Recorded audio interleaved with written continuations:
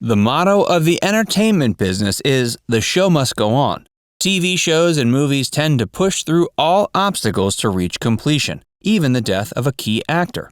Modern technology allows them to recreate unfinished scenes and reinsert completed footage. Rewrites ensure the story still makes sense. They may audition replacement actors to take on the role, and as a last-ditch effort, they may have to scrap the project entirely. Whatever strategy a studio takes to deal with actors who died while filming, they need to remember that these stars were real humans with families and friends. They need to make sure they respect their life and legacy in the finished product. In this video, we'll explore 10 actors who died while filming their last project. James Dean. James Dean earned several bit parts in movies and TV shows before getting his big break in 1955. That year brought him parts in East of Eden, Rebel Without a Cause, and Giant. Dean loved acting, but his other passion was race cars. His dream was to compete in the Indianapolis 500, and professional drivers noted his skill. James used the money from his breakout roles to purchase a Triumph Tiger motorcycle and Porsche 550 Spyder. While finishing filming Rebel Without a Cause, he decided to take his new vehicles on a joyride. He received a speeding ticket on September 30th, 1955, and died from a broken neck in a crash 2 hours later. Bela Lugosi. Dracula is one of the most well-known monsters in the world. Bela Lugosi became famous for his portrayal of the creature in the 1931 film adaptation. Bela met and struck up a friendship with Ed Wood in the 50s. They began working together despite the director's terrible reputation. In '56, Lugosi's career was faltering. He also struggled with an addiction to pain pills. They were prescribed to heal the back pain he suffered as a result of WW II Army service injuries. Ed Wood attempted to provide the actor with a comeback project with the film Plan 9 from Outer Space. Bela completed a few test scenes but lost his life after a heart attack in August of that same year. Ed decided to release the film anyway, inserting about 5 minutes of the test footage. It was a massive flop and is still regarded as one of the worst films of all time. Natalie Wood. Brainstorm had a powerful pedigree backing it up. The cast included Oscar-winning actors like Christopher Walken, Cliff Robertson, and Louise Fletcher. The director, Douglas Trumbull, had also won Oscars for his visual effects skills. The film also promised to use revolutionary new technology. Natalie Wood and her husband Robert Wagner took Christopher Walken on their yacht for a weekend vacation while the film was still in production. Her body was later found in the water. Despite mysterious circumstances and unanswered questions, the case was ruled an accidental death. Brainstorm was already struggling with budget and production problems at the time of Natalie Wood's death. They tried to use the tragedy as an excuse to shut the film down and filed an insurance claim to make back some of the money they'd lost on the project. Most of Natalie's scenes were already completed, so the director insisted on releasing the film. It faced a poor reception that soured his reputation. Hey, if you're enjoying this so far, make sure you give this video a like and subscribe to Facts First if you haven't already. Stick around for more stars who died while filming. Brandon Lee. Brandon Lee was the son of action superstar Bruce Lee.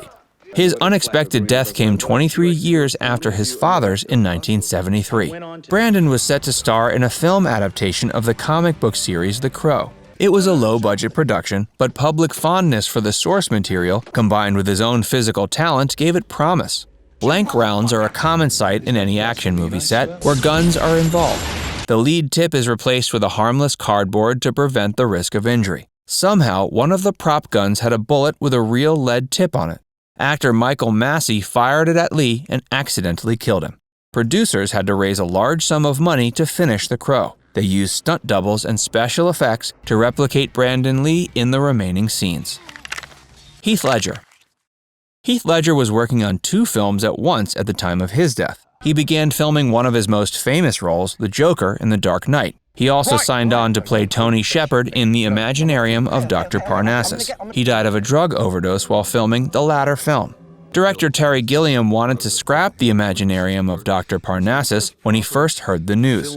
Heath's friends and family convinced him to finish the film to keep both their legacies alive.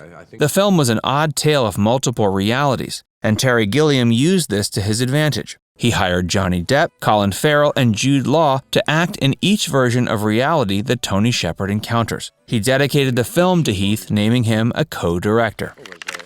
Phillip Seymour Hoffman. The Hunger Games was once a franchise that could do no wrong, and its name alone attracted several talented actors. They included Phillip Seymour Hoffman, who took on the role of Plutarch Heavensbee in 4 of the franchise's many films. Phillip died of a drug overdose at 46. He was halfway through filming all his scenes in the adaptation of the final book of the series. The final film contained a crucial moment between Phillip's character and the saga's heroine, Katniss Everdeen. He'd expressed his opinions on how the scene should be filmed and staged before his death, but hadn't been able to film it. The producers didn't want to use CGI to replace the prolific actor, and opted to rewrite the script instead. Plutarch Heavensbee wrote Katniss a letter expressing his thoughts, and another character read it out loud. This was their attempt to retain the emotional impact of the scene while respecting Phillip Seymour Hoffman's legacy. Paul Walker. The Fast and the Furious franchise began in 2001, and the 7th entry was released in 2015.